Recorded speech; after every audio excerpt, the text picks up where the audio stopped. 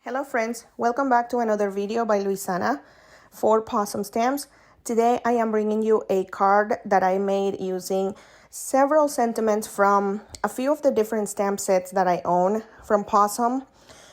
And I felt inspired to make a background using all of these sentiments because I have been into background stamps lately and I don't have one for Possum stamps, and I figured I'm gonna make my own. Right? So I grabbed a whole bunch of different stamp sets, and I wanted to make a Mother's Day themed card. So I decided to pick out all of the sentiments that I thought would be good for a Mother's Day card. So something like I love you, I miss you, you're the best, I think that's one of them. I'm so grateful for you, things like that. So these took a couple minutes to get them all situated how I wanted them. And I took my time. I placed them on my paper, and then I am closing the stamping platform lid. And I am using my Tim Holtz platform rather than a MISTI, because the Tim Holtz platform has an open side, two open sides actually. And I needed to be able to move the paper.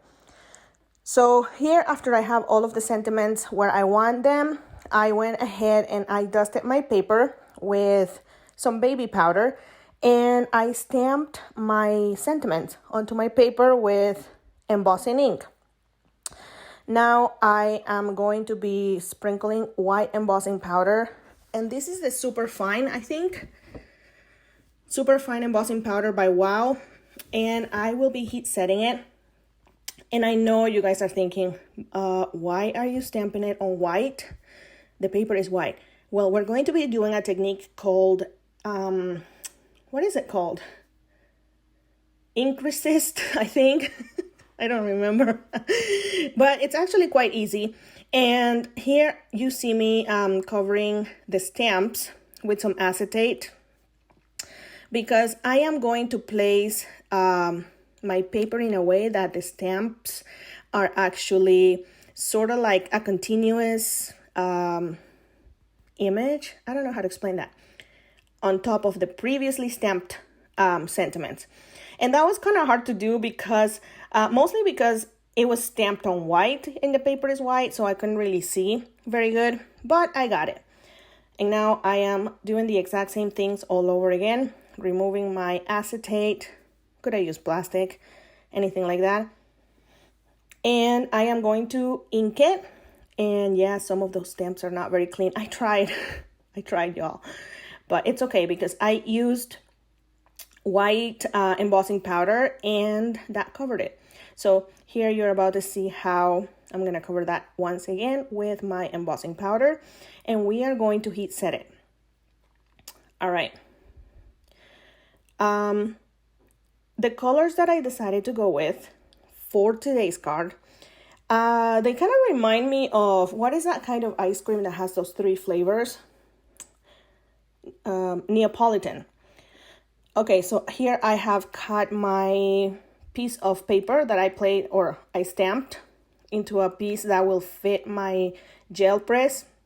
Because you guys know I love having my gel press hold on to my paper when I am going to be doing some inking. But back to the colors. The colors that I decided to go with, I was inspired by them, or I was inspired by a pair of socks that my daughter owns. Is that funny or what? It is so interesting, the things, like the most random things that we will get inspired by. So I have Kitsch Flamingo, Cracked Pistachio, and Salvage Patina. And the socks actually have white stripes on them. So that's why I put some low tack tape in some areas. And by the time I was done with all of the inking, it did look like the Neapolitan ice cream. But that's okay. I think it turned out super cute. So yeah, I decided to do blue, like a pastel-y green, and then pink. And the ink resist technique that I was telling you guys about is what you are seeing right now. Since I heat set or I use embossing powder, which is, I think it's basically plastic that's melted. I'm not sure. When I am inking the paper, the ink is not going to adhere to where the embossing powder is. So everything else is going to take on that color, but the inked, not inked, but the embossed areas are going to stay the same color that they were before. Hence the ink resist name of it. Here I am doing a sentiment.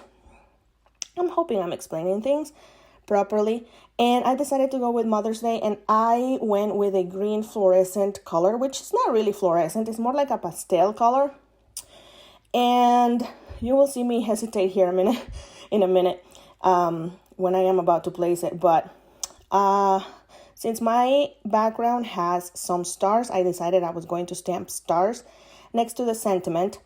And the stars is what kind of made it a little more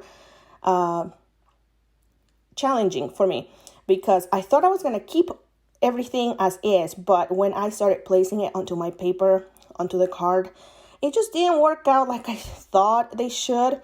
So here I am cutting it so that it fits, and you don't see this part, but I ended up cutting that one star, like the top portion of it, but that's okay. I have a solution for that.